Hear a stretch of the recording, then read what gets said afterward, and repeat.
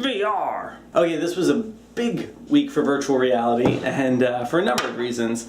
I'll start with my natural procrastination tendencies. Like, I knew that, these presentations were coming up. I knew about them for a while. I toyed with all sorts of things, with like creating a certain model, creating presentations specifically for these two events, and of course none of it happened. I just ended up thinking about it a lot. But to be fair, I think my brain, and I think this is probably true for most people, there's something going on when you're thinking about something, whether you're stressing about it or just keeping it in the back of your head. There's calculations going on there in the background process, if you think about it like a computer. And sometimes, things just kind of work out. And as you'll hear, in both of these cases, things kind of just were fine, and they worked out great. And I don't know how much prepping more would have helped them. So we'll start with the Thursday thing. I had a meeting with Equinox, some folks that you might remember. I did a pretty simple but fun rendering for a new Equinox gym up on 54th Street in New York City, and it was a really simple thing where they just had little changes for me, and they paid me well and they were nice to me. So very cool experience, and I started working for them through a friend of mine who I went to Syracuse with, who we did like a charrette thing together, and now she went off on a crazy road trip leaving New York and is now living in Lake Tahoe. Fantastic, really happy for her. And right before she left, we got to have lunch together, totally by coincidence, like right before she was leaving, so that was great. And we chatted about life and all that, and I showed her what I was doing for VR stuff, and she said, "This is really cool. Hey, you could show this to my office. I think they'd get a kick out of it." So it's like, that was like early in the summer, so it's months later now, and I was finally like, I should just drop them a line, and of course, we set up a meeting. They were excited for it.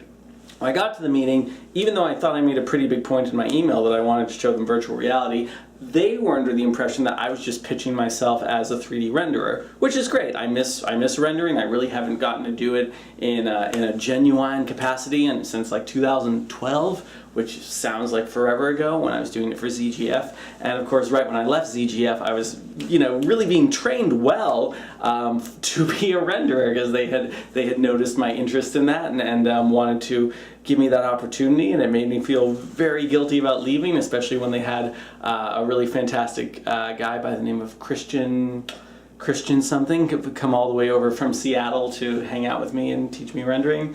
But I still remember most of what he showed me, and I'm right now on my train commute kind of doing a tutorial to remind myself a little bit about V-Ray, and trying to see what kind of workflow I can do going into Unity or Unreal, that kind of stuff. Because when I showed the folks at Equinox my VR stuff, they were super excited.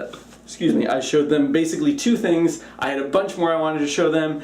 They didn't really care. Like, the two things I showed them were Iris VR's mobile app, which basically allows you to not do a 3D model. That allows you to actually basically render two panoramas using like a V-Ray stereoscopic rig in 3ds Max, and create a like single point panoramic render that also has depth perception, but it's a trick. So it's a very simple thing, because it's basically a render, but it feels like 3D, and so that's very compact and great. And so they loved that, and then they wanted to know, when I was showing them like my rice model, and I also showed Mac Colley's really awesome Night Cafe VR thing. I showed them that, and I mean, they thought that was super cool, but they made it pretty clear that they aren't. I really tried to pitch the whole VR thing as a working tool, something to help with the design process. That they thought that was really cool, I think, but they made it pretty clear that their interest in virtual reality is a presentation tool, is to be like, hey, look at this really cool photorealistic walkthrough of our space. And so they basically wanted to know, if I wanted to make a model that they could move around in VR, how close to the photorealism of like the Iris VR mobile app could I get? And the answer was that I'm not entirely sure. I think fairly good. It's also the limitation of my laptop, and are they going to end up getting an Oculus Rift?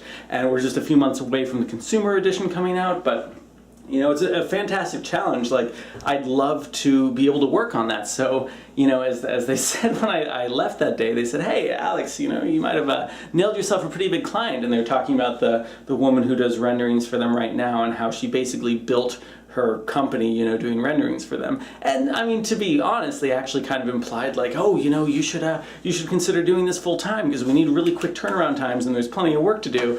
And it's like, oh, that sounds fantastic. But, you know, like I am happy. I am happy with my work right now, and I really like my work-life balance, and doing all these different freelance things is a lot of fun. So what I tried to leave the meeting with was an idea of like, let me do something that is, you know, not going to have a crazy turnaround time, not a crazy deadline. Let's do something where either the deadline is really far in the future or something that's already done just as a test. And that's kind of where we left it, and I hope I can make something cool. Because, you know, it's a gym, so what's cool about this is, in a perfect world, this will be a great opportunity for me to really refine my workflow, because it's kind of a limited space. So I'm not rendering like a mansion or a shopping mall or something like that. So you know, I should be able to optimize things pretty well. And then I'm sure if I do a few of these, a lot of assets will be reused. And then once I figure out a good workflow for going from like V-Ray to 3ds Max or Unreal or something like that, and you know, if I'm using Unreal, I might not even need to bake the textures. I might be able to get a high fidelity enough 3D model in there that yeah, I could just be dropping assets in. I mean, heck, I could even use Lumion or something like that. But yeah, I think it would be a really great opportunity to be doing, you know, kind of variations on a theme, working out my workflow, and then from there I'd be really primed to do more complicated VR things, which I would love to do. Because VR, it's, you know, in case you can't tell, it's really a passion for me. It's really something that I'm excited about, and I see all the potential of it in the future. And I wanna stay on the cutting edge of it and keep my you know, senses sharp about it. So yeah, we'll see what happens there. So that was great. Equinox, and then on Friday I was invited by one of my favorite professors from Syracuse University, Brian Lonsway. Check out his research. He has a great book also on Disney and you know, all the crazy architecture stuff going on there. But yeah, so he's teaching like a virtual reality studio this semester at Syracuse. He mentioned to me that he was coming down for a few days in the city. He wanted to know if I wanted to show them the VR stuff I've been doing. He's been following me on Facebook. I always get tickled, by the way, about how many people end up telling me like, yeah, I've been watching all the stuff you're doing on Facebook, because I generally assume that unless someone specifically like likes a post or comments on it, that they're not seeing it. But then time and time again I have people being like, oh, it's really cool, that thing you're doing. You know, people that I guess are seeing my posts but aren't, you know, commenting on them or things like that, which does make me wonder how many people I'm just pissing off. I'm sure some people have blocked me. That's totally reasonable. I post a lot. I post probably too much, but I'm just so excited and enthusiastic to share things. But anyway, yeah, I got to hang out with Brian on Friday with his studio of like 30 people. Also spoke alongside a woman who's, I can't remember last name today. Her name is Martina, and she spoke about smart materials, really cool stuff about like almost like nanobots, as like robotic material kind of things. Not actual robotic, but, you know, kind of Fantastic Journey, the movie kind of things where you can get, you know, these materials to respond to light or sound and flex and hold their form and respond to heat, and all sorts of incredible potential for facades and actually potentially acoustic things, which I'm sure our acousticians would love to do stuff with.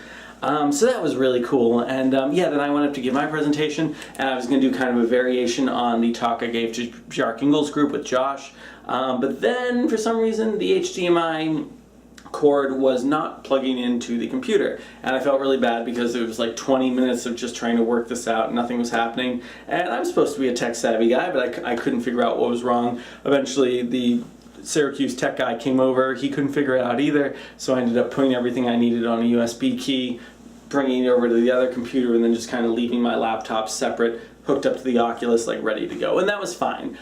So I talked, yeah, and it's interesting because as I mentioned when I was giving the presentation, I wish I recorded it because it was kind of a free-flowing presentation, but I think it went off really well. I covered kind of the basics, a lot of the similar stuff that Josh and I talked about in our big picture talk, but then of course I went on to talk about, you know, the stuff with the Late Show with Stephen Colbert and the VR Film Festival and just like other experiences in that industry. The one thing I felt kind of bad about was when I was taking questions afterwards, you know, people were asking me things like, well, you know, how are you doing this? Like, this seems really complicated. And I was basically saying, no, it's easy. Anyone who tells you it's complicated, they don't know what they're talking about. It's just, you know, you click this and this and this, and it's a 4-step process, and anyone can do it.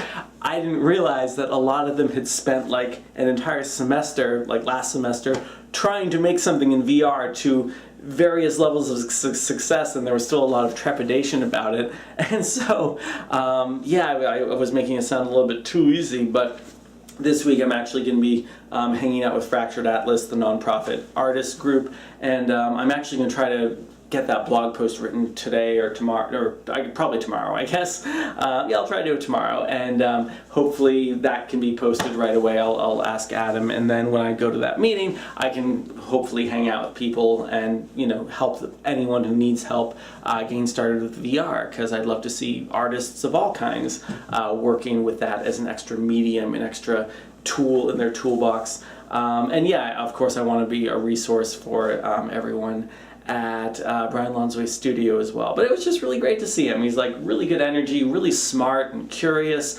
and technologically driven. He was telling me about the like $250,000 studio that he got to like work on at Syracuse with, you know, video walls and all sorts of touch application things and a 3D printer and a 3D scanner. And man, it makes me want to be back at Syracuse. But not really, because I'm having so much fun exploring things on my own. But that would have been really fun to have when I was there. Anyway, so yeah, I think that pretty much covers VR for now. A lot of exciting things coming up with that. I look forward to hearing back from them. And from here, I'm saying them, from Equinox, getting in touch with Brian again. There's a chance I might run up to Syracuse at the end of the semester to check out what everyone's done. That would be really cool. I'd love to be a guest critic. That was kind of my dream when I was back at Syracuse, being like, oh, it'd be so cool to come back up and be like someone judging everyone else's work, in a nice way, of course. But yeah, that was a lot of fun. And then, and of course we still got the VR stuff with our acousticians. I'm waiting for them to send me some kind of test file, and I'd love to get started with that. And we'll go from there. Oh, and very quickly, I'm just going to say that today was kind of a slightly frustrating day at work, because I had to do something very quickly that involved a lot of different models and some kind of crappy renderings I had to do very quickly. And it was a situation where by the end of the day, and I had to catch kind of a later train, and I was thinking to myself, like, I think this actually would have been quicker if I just did it all in Unity. But it's so hard when I don't know the scope of what I'm going to be doing at the beginning, because you can end up wasting a lot of time if like it's just going to be a few simple renders. But because there were like all these color palette things that needed to be changed, and I was bouncing between schemes and state sets in 3ds Max, in this particular case, it would have been a lot easier to do Unity from the start, and then there would have been a cool model to send off to the architects and all that. So I think I need to commit more to just being like, anytime that there's a chance it might be useful, just do it, because I'm getting faster and faster with it, and it's obviously much more fun to me than kind of doing the traditional old flat render kind of things, and it's a better tool. So yeah, I just want to do more of that. That's VR, folks. Thanks.